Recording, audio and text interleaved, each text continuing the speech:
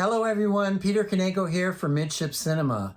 I'm in my garage with the artwork called Mermaid with Guitar by Helen Weber that was rescued from Carnival's holiday. So watch this next video and find out all about the holiday, these artworks, and how they were salvaged from an Indian scrapyard.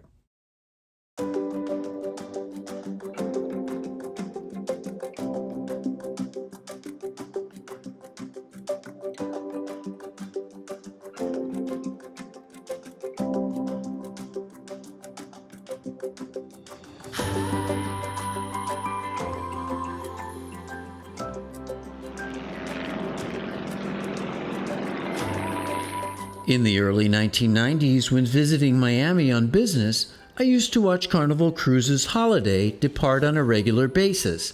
At that time, she was considered cutting edge and state-of-the-art. Following the much smaller Tropical of 1982, the Holiday was Carnival's second new build and the second ship to sport architect Joe Farkas's signature whale tail funnel, which was actually inspired by an airplane's tail. The groundbreaking Tropical was a one-off intermediary between Carnival's first three classic ships and the Holiday, sharing both new and traditional design elements.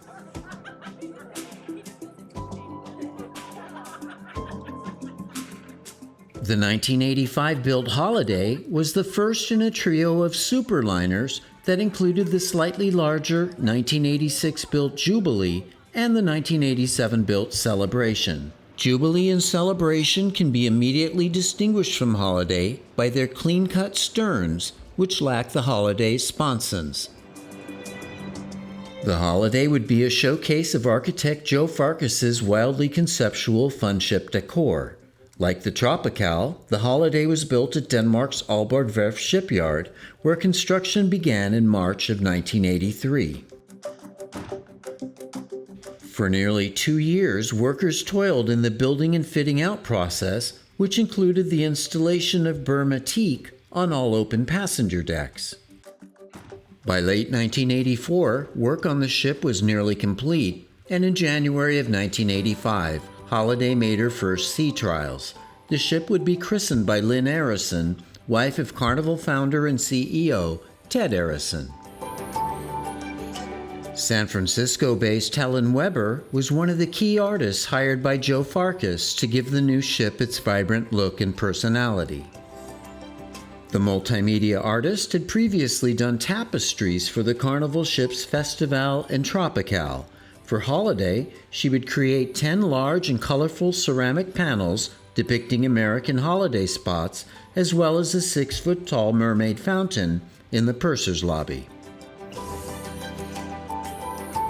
Danish artist Ole Bjorn Gundermann painted festive works for the cabins and suites, while Bahamian woodcarver Henry Fernander made 90 Caribbean African-style totems for the Tahiti Lounge.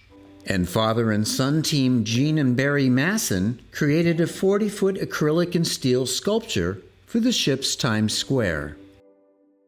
The fourth largest passenger ship in the world when she debuted, the 46,052 gross ton Holiday is considered small by today's standards. She had 9 passenger decks, beginning at the top with sun deck.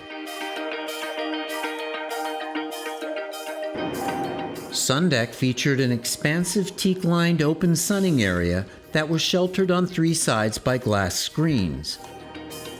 On the Fantasy class that followed, an open terrace was added up forward, offering unobscured views over the bow. From the aft portion of Sun deck, there was a nice view of the midships pool area, which I somehow failed to capture in daylight.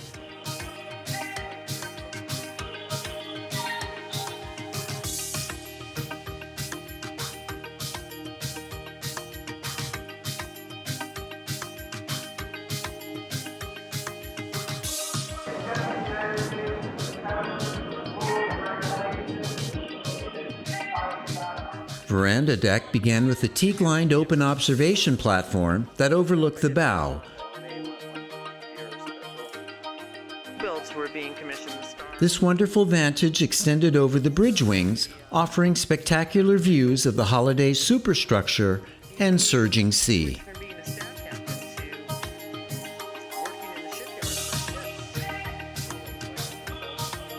Long before private verandas became a standard feature on mainstream cruise ships, the Holiday offered up 10 balconied suites on veranda deck. Posh for their day, they had a separate sitting area, large for the time televisions, and a minibar.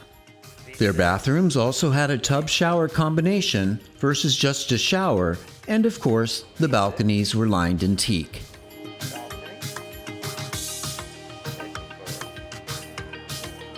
Located farther aft on veranda deck, the Holiday's gym had a nice view over the midships pool, but it was rather small, even for its day.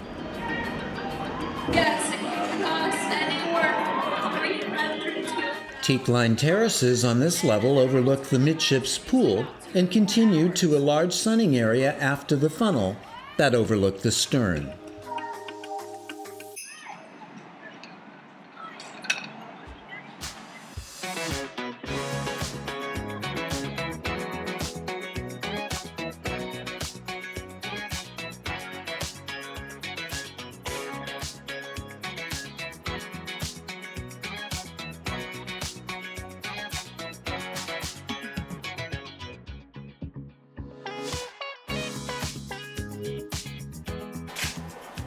Lido deck began with the wheelhouse, which was fully enclosed.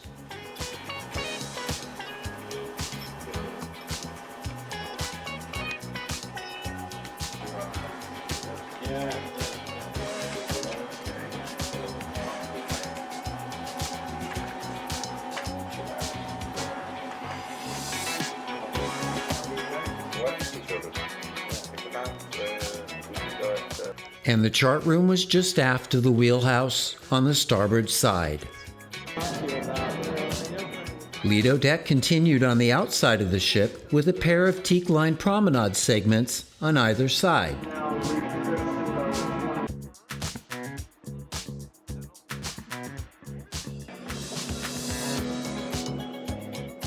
Located on midships Lido deck, the Wharf Casual Buffet Eatery was meant to emulate a dock scene and featured a specially crafted tugboat mock-up, ropes, bollards, and other nautical elements that were mostly covered up in a late 90s refit that saw the addition of a pizzeria and tile work.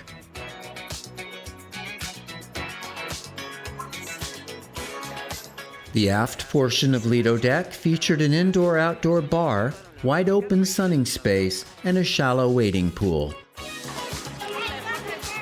From Lido deck, there was a nice view overlooking the promenade deck children's play area and the ship's wake.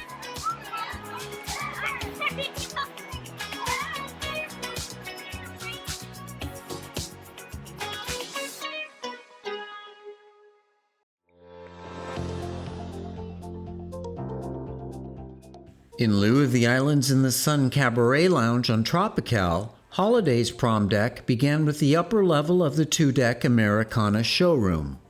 The Americana was a state-of-the-art venue that enabled Carnival to stage major productions, with its Stars and Stripes decorative theme and a capacity of 700.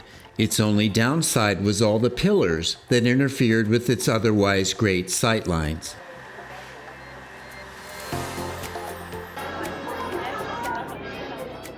Foyers on either side of the ship, called Times Square, followed the Americana lounge on Promenade deck.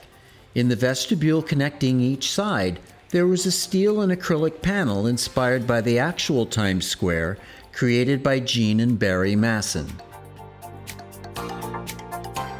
Port side.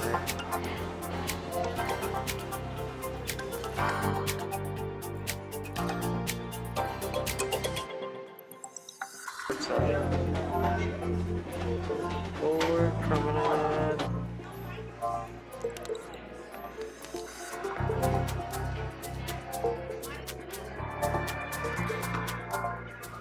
Next up on Promenade deck was the Gaming Club, the Holiday's massive casino, which was billed as the largest afloat when the Holiday debuted.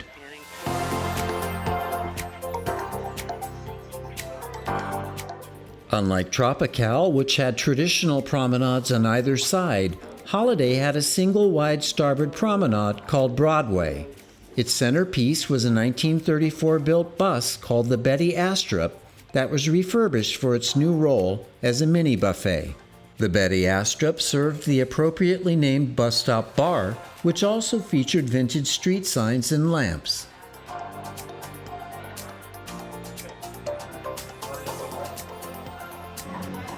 The single promenade concept was so successful, it was incorporated on the Jubilee and Celebration, as well as the Fantasy and Destiny class Carnival ships that followed.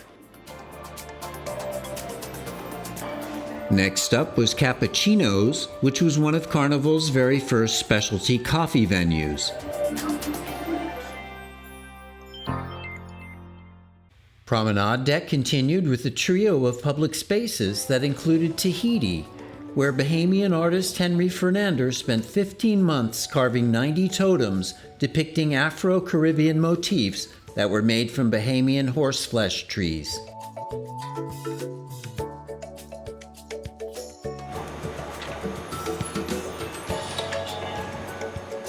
In addition to Fernander's handiwork, the room was a kinetic engineering marvel thanks to its swing-thatched paddle ceiling fans.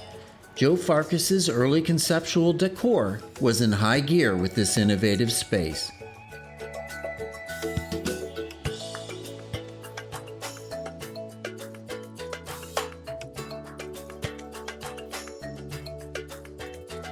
Reflections was far tamer in decorative concept than Tahiti, serving as a quiet lounge by day and a pulsating disco with mirror-enhanced lighting effects at night.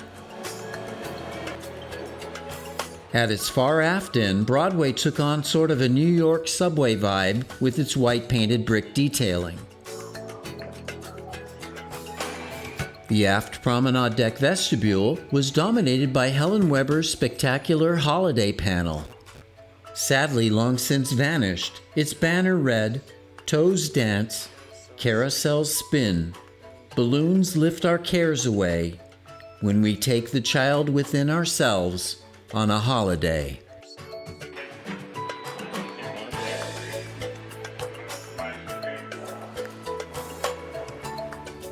The promenade deck public spaces concluded with Dock Holidays, which was added in the late 90s and was one of the ship's more generic spaces, albeit with a Western theme dedicated to its namesake gambler and gunfighter. Dock Holidays was originally the far more interesting and conceptual Blue Lagoon, with its undulating underwater-themed ceiling featuring colored mirror mosaics and fish and sea creature motifs.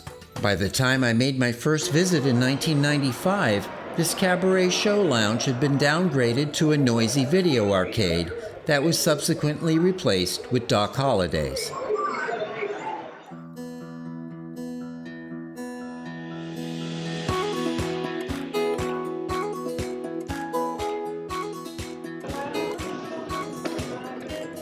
Just like the Times Squares on Promenade Deck, on the next level, America Deck, a pair of Union Squares follows the lower level of the Americana Lounge. On the starboard side, there was Helen Weber's Union Square San Francisco panel, which has sadly vanished.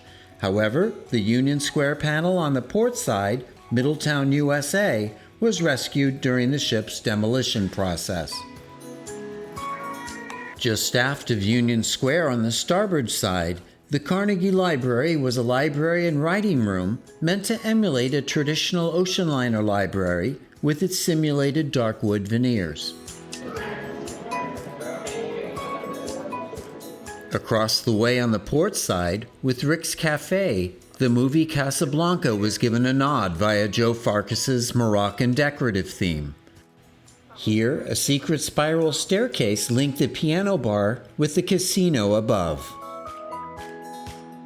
Do you like her?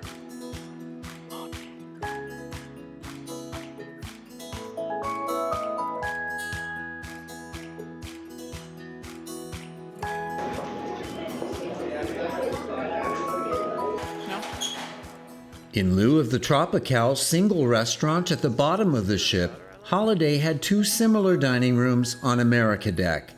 The Four Winds was located forward of the galley, and the Seven Seas was at the aft end of the ship. Both rooms had picture windows and raised center sections offering views of the sea.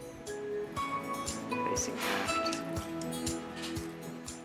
The stool dining room concept at the top of the ship worked beautifully and was featured on the next generations of Carnival ships to come. Facing aft. Port.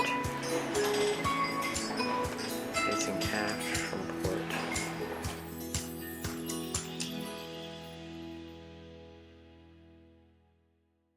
Until recently, every Carnival ship had an Empress deck in tribute to the first Mardi Gras, which was the former Empress of Canada.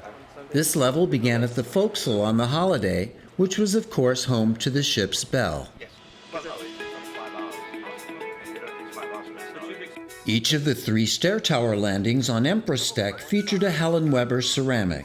Florida was up forward, Nauset, which depicts Cape Cod, was midships, and the epic Central Park, New York panel was aft. All of these have been saved. Etc. All of Holiday's passenger area alleyways, including Empress deck, had backlit panels featuring undersea themes drawn by Joe Farkas. He would repeat this with different motifs on future Carnival ships. Holiday's most popular staterooms were like E46 on Empress deck, which featured large picture windows and a small bathroom with shower. Like Empress deck, Upper Deck was devoted to passenger accommodations. Helen Weber's New Orleans panel could be found on the forward upper deck stair tower landing, and her Santa Fe panel was on the aft landing. Both of these works of art were saved when the ship was demolished.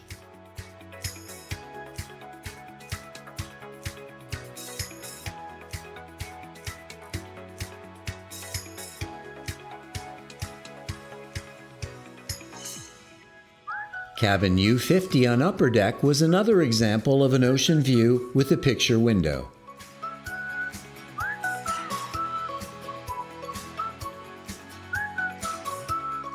Main Deck was also devoted to passenger accommodations. The purser's lobby, located amidships, is where most guests entered the ship.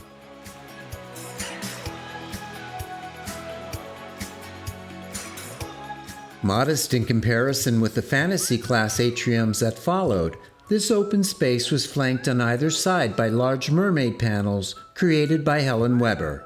On the port side was Mermaid with Guitar, and on the starboard side was Mermaid with Peacock. Both of these panels were saved from the scrapyard.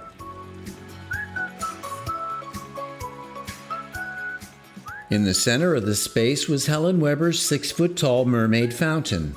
This remarkable installation was removed during one of the ship's post-Carnival refits and may no longer exist.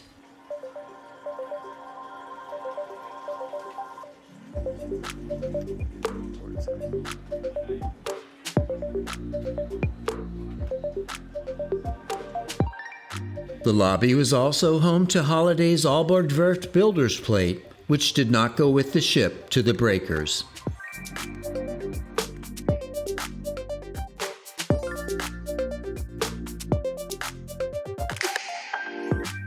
Riviera Deck was the lowest passenger level. On its forward stair tower landing, there was the Oregon panel by Helen Weber, which was rescued from the scrapyard. Outside staterooms like R8 in the forward part of Riviera Deck featured portholes in lieu of picture windows. And finally, our last cabin shot is an economical interior, R26. In June of 1995, Holiday was repositioned from Miami to Los Angeles, where she joined her sister Jubilee. Holiday offered short 3- and 4-night sailings to Ensenada and Catalina. The Holiday not only helped Carnival become the world's largest cruise line, it was also the first ship for future Carnival brand ambassador, John Heald. Well, my first ever ship as a bar waiter, walking up the gangway in 1987, coming from London, working in the stock exchange, leaving two very disgruntled parents, getting on a Pan Am flight, landing at Miami, nobody to meet me, scared out my wits, walking up the gangway, being given a tray and a menu and said you work in 2 hours. No training, but just a brilliant time for any 20-year-old who completely lied about knowing what cocktails were, coming from England with warm beer, and that was it. But the beginning of my 35 years. Wow. The Holiday soldiered on in the Carnival fleet, creating countless happy memories for her passengers and remaining popular despite being outclassed by ever larger ships with balconies, water parks, and all sorts of amusements and distractions that weren't even dreamed of when she first entered service.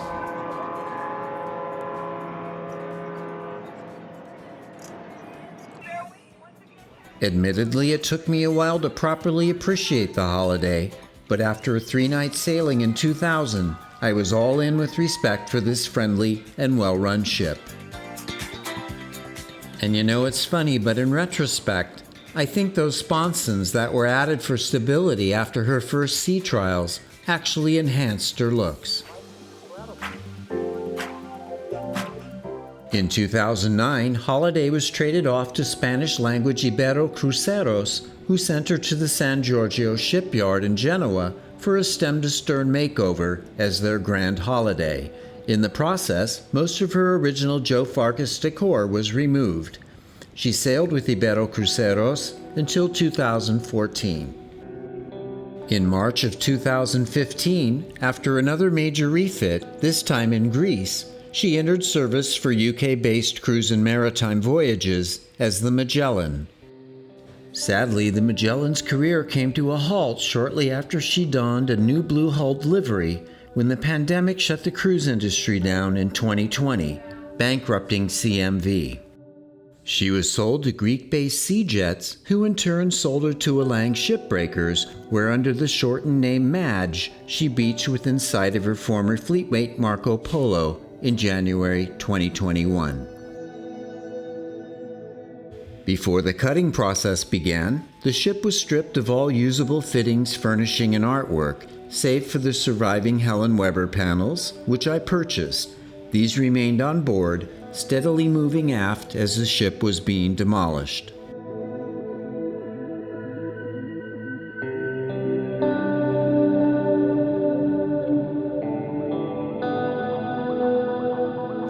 With the COVID pandemic slowing work, the Madge's scrapping process took over a year.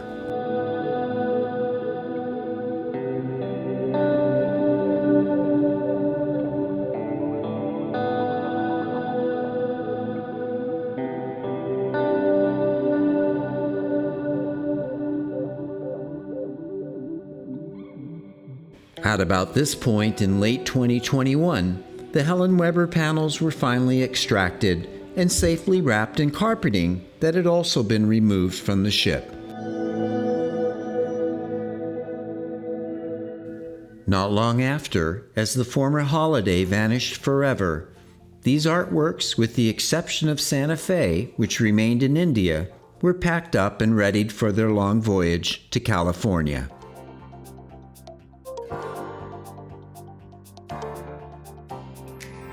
Thanks to the global shipping crisis and skyrocketing fees, it took almost another year for these and other items from recently scrapped ships to arrive at my home in Oceanside.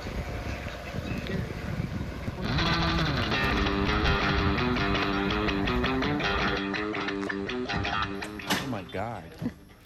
I'm very fortunate to have a group of friends who are almost as crazy as I am to help with moving and uncrating this unusual cargo. Thankfully, I also hired some very strong professional movers, as those panels were heavier than I imagined.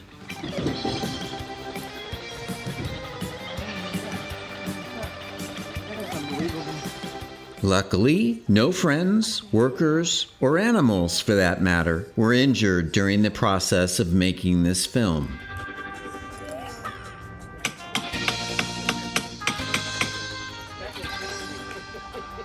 Thankfully, those guys were bona fide brutes and did most of the heavy lifting.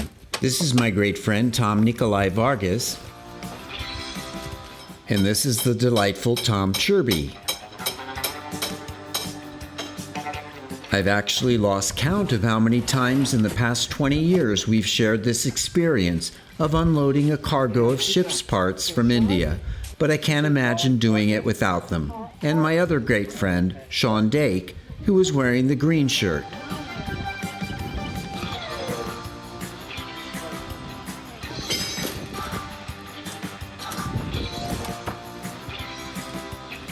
The very last crate is being torn apart.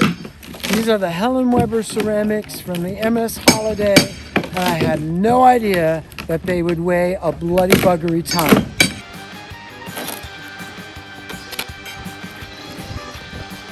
I also want to thank my great friend behind the camera, Liz Kemp, who did a splendid job of capturing that day. Yay! Over the next few months, I was able to enlist some more hired help to safely unwrap and line up these beautiful panels for measuring and documenting. The good news is that all are in excellent condition thanks to their solid construction and the great job my team in India did removing and packing them. And the bad news is that Carnival Cruise Line is not interested in purchasing them for display on one of their ships or even their cruise terminal in Miami. That's a pity for those who miss the holiday and appreciate these works of art. But that said, Carnival did purchase numerous items I rescued from their past ships for display on board their new Carnival celebration. I'll be doing a full decked video about that ship. And in the meantime, there's a video already on this channel describing all the things that were saved. So hopefully in the near future, I'll find good homes for these colorful, dynamic, and epic works. Aside from California, which is sold, and Mermaid with Guitar, which will remain in my collection, all are available. Knowing what I know now, you might ask if I had a chance to go back in time, would I do this all over again? And my answer is absolutely yes.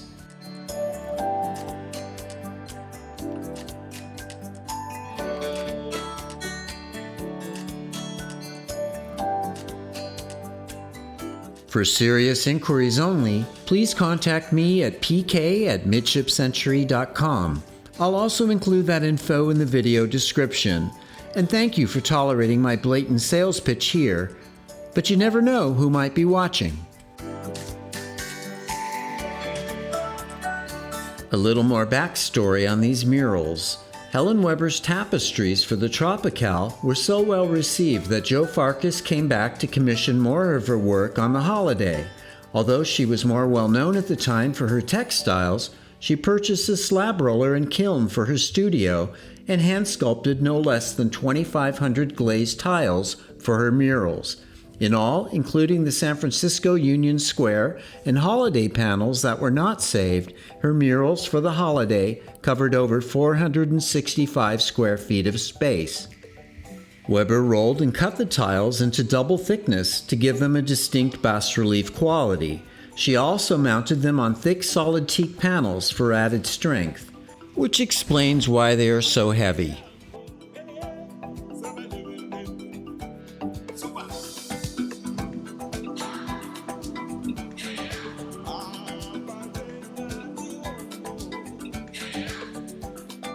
Helen Weber went on to do more work for Carnival ships, including a series of ceramic panels for the 1990-built Fantasy's atrium. Sadly, those were apparently destroyed when the Fantasy was recently scrapped in Turkey, where the breakers don't care about salvaging art panels as they do their demolition.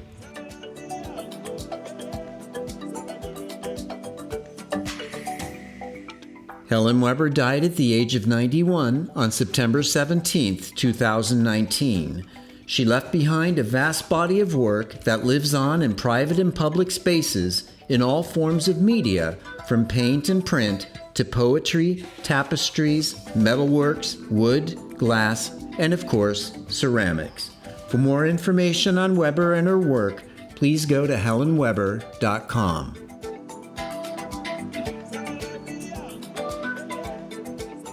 I'll let the holiday have the last word here as she sails off in her cruising glory to the prose of Helen Weber.